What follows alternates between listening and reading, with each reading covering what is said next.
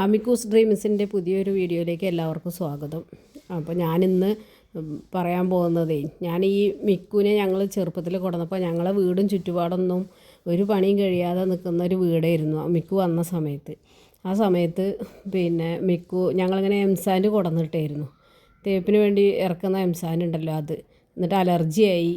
അപ്പോൾ അവന് ഞങ്ങളൊരു മരുന്ന് ഉപയോഗിച്ചിരുന്നു. ആ മരുന്നിനെ കുറിച്ച് പറയാൻ വേണ്ടിയിട്ടാണ്. അപ്പോൾ ഇതാണ് ആ മരുന്ന്. ഇതിൻ്റെ പേരും ഡീറ്റെയിൽസൊക്കെ വേണമെങ്കിൽ ഞാൻ ആർക്കെങ്കിലും വേണമെങ്കിൽ കമൻ്റ് ഇടുകയാണെങ്കിൽ പറഞ്ഞു തരുന്നുണ്ട്. അപ്പോൾ ഈ മരുന്ന് എന്ന് പറഞ്ഞാൽ ഞങ്ങൾ ഇവിടെയൊക്കെ അവനെ കുറേ അവൻ്റെ സ്കിന്നെയും രോമം മുഴുവൻ പൊഴിഞ്ഞു. ഈ എംസാൻഡിലാണ് കളിച്ചു കുട്ടി. അപ്പോൾ ഞാൻ കാണുന്നുണ്ട്. ഞാൻ അന്ന് ഗേറ്റും അതിലൊന്നും ഇല്ലാത്തതുകൊണ്ട് അവൻ്റെ ബെൽറ്റും പിടിച്ചിട്ട് ഞാൻ അങ്ങനെ നിൽക്കുക ചെയ്യുക. അപ്പോൾ ഇതിൽ കളിക്കുമ്പോൾ അവന് നല്ല ഇഷ്ടമായിരുന്നു അതിൽ കളിക്കാൻ. ഞാനിപ്പോൾ സാധാരണ ഇപ്പോൾ എംസാൻഡും മണലൊക്കെ ഇവർ കളിക്കണത് തന്നെ ഇല്ലേന്ന് വിചാരിച്ചിട്ട് ഞാനത് ശ്രദ്ധിച്ചില്ല. കുട്ടി അതിൽ നന്നായി കളിക്കും. വൈകുന്നേരം എപ്പോഴാണ് പുറത്തേക്ക് വിടുക വെച്ചാൽ അപ്പോഴൊക്കെ അതിൽ കുറേ കളിച്ചിട്ടേ കയറുള്ളൂ. പിന്നെ കണ്ടു കുട്ടിയുടെ മേലിൽ നിന്ന് രോമം കൊഴിഞ്ഞിങ്ങനെ പോണു. പിന്നെ അതും ഫുള്ളായിട്ടും കൊഴിഞ്ഞ് ആകെ ചൊറി പിടിച്ച പോലെ ഈ സ്കിന്നിലേക്കും പകരാൻ തുടങ്ങിയ പോലെ ഇങ്ങനെ സ്കിന്നിങ്ങനെ കാണും. അത്രയും ഒരു എന്താ പറയുക, നമുക്ക് കണ്ടാൽ തന്നെ എന്തോ പോലെ തോന്നും. പിന്നെ എന്താ അസുഖമാണ് ആൾക്കാരൊക്കെ ചോദിക്കൽ തുടങ്ങി. പിന്നെ ഇങ്ങനെ നടക്കാൻ കൊണ്ടുപോകുക ചെയ്തായിരുന്നു ഇപ്പോൾ കുട്ടികളെ. അപ്പോൾ അങ്ങനെ ചോദിക്കൽ തുടങ്ങി, എന്താ അവൻ്റെ മേല് എന്താ ഇത് പറ്റിയത്, എന്താ ചൊറി ഉണ്ടോ എന്നൊക്കെ ചോദിക്കും. അന്നൊന്നും ഞങ്ങൾക്കിത് മനസ്സിലായതുമില്ല എംസാൻഡിൻ്റെ അലർജിയാണ്. ഇതെങ്ങനെ വന്നതാണെന്ന് ഞങ്ങൾക്കറിയുള്ളൂ. ഞങ്ങൾ ഇവിടെയൊക്കെ ഡോക്ടറെ കാണിച്ചു, ഒരു കാര്യവുമില്ല. ഒരുപാട് അവന് ഞങ്ങൾ തേക്കാനുള്ളതും ഷാമ്പു ഇതൊക്കെ തന്നു. പക്ഷേ അവസാനം ആരോ ഇവനെ ഞങ്ങൾ പറഞ്ഞായിരുന്നല്ലോ, പഞ്ചാബിൽ നിന്ന് കൊണ്ടുവന്നിട്ട് തൃശ്ശൂർ മോൻ്റെ ഒരു ഫ്രണ്ട് ഉണ്ട്. അവർ പറഞ്ഞു ഇങ്ങനെ ഒരു ഡോക്ടറുണ്ട്, അവൻ്റെ ഈ അമേരിക്കൻ പുള്ളീനൊക്കെ നന്നായി നോക്കണ ഡോക്ടർ തൃപ്പൂണിത്തറ എറണാകുളം ആ ഡോക്ടറുണ്ട്, സുനിൽ ഡോക്ടറെ കാണിച്ചാൽ മതിയായിരുന്നു. ഞങ്ങൾ പോയി ഇവനെ കൊണ്ട്. ഒരുപാട് ബുദ്ധിമുട്ടിയിട്ടാണ് ഞങ്ങളവിടെ എത്തിയത്. വണ്ടിയൊക്കെ കേട് വന്ന് എങ്ങനെയായിരുന്നു ഞങ്ങളവിടെ എത്തിപ്പെട്ടു. ഡോക്ടർ ഇത് കണ്ടു, സ്കിന്നൊന്ന് വെറുതെ ഇങ്ങനെ ചുരണ്ടി നോക്കിയിട്ട് ഒരു ടെസ്റ്റ് നടത്തിയിട്ട് പറഞ്ഞു അത് എന്തിനാ കളിച്ചെന്ന് ചോദിച്ചു. എന്തിൻ്റെ അലർജിയാണല്ലോ എന്ന് പറഞ്ഞു. സിമെൻറ്റ് മേലായോ എന്ന് ചോദിച്ചാൽ ആദ്യം. അപ്പോഴാണ് എനിക്ക് എംസാൻഡിൻ്റെ ഓർമ്മ വന്നപ്പോൾ ഞാൻ പറഞ്ഞു അല്ല എംസാൻഡിൽ കളിച്ചിരുന്നു, അതാണ് ഇവർക്ക് അതൊന്നും പറ്റില്ല പറഞ്ഞു. അങ്ങനെ കഴിഞ്ഞപ്പോൾ ഈ 5 കൊല്ലം കൊണ്ട് മിക്കുവിന് എന്തൊക്കെ പറ്റും, അല്ലെങ്കിൽ ഇവർക്ക് മിക്കുവിന് എന്നല്ല അമേരിക്കൻ പുള്ളി എന്നുള്ള ഒരു ബ്രീഡിന് എന്തൊക്കെ പറ്റും എന്തൊക്കെ പറ്റില്ല എന്നുള്ളതൊക്കെ ഞാൻ പഠിച്ചു കഴിഞ്ഞു. അപ്പോൾ ഒരു ഡോക്ടർ പറഞ്ഞു ഈ ഒരു മരുന്ന് എഴുതി തന്നു ഞങ്ങൾക്ക്. അത്യാവശ്യം വിലയൊക്കെ ഉണ്ട് അതിന്. അത് ഭയങ്കര അങ്ങനെ ഇങ്ങോട്ട്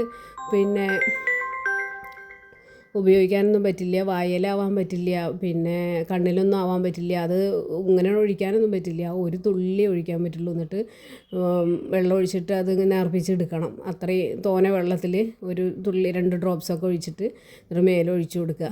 കഴുകി ഷാമ്പൂ ഇട്ട് കളയൊന്നും വേണ്ടില്ല. അതിൻ്റെ സ്മെല്ലൊന്നും നമുക്ക് പറ്റില്ല. അത്രയും വൃത്തിയായിട്ടൊരു മണമൊക്കെയാണ്. പറഞ്ഞിട്ട് കാര്യമില്ല. മിക്കു അത് 2-3 പ്രാവശ്യം ഉപയോഗിച്ചപ്പോഴേക്കും അവൻ്റെ രോമം പൊഴിച്ചിൽ മാറി, പുതിയ രോമങ്ങൾ വരൽ തുടങ്ങി.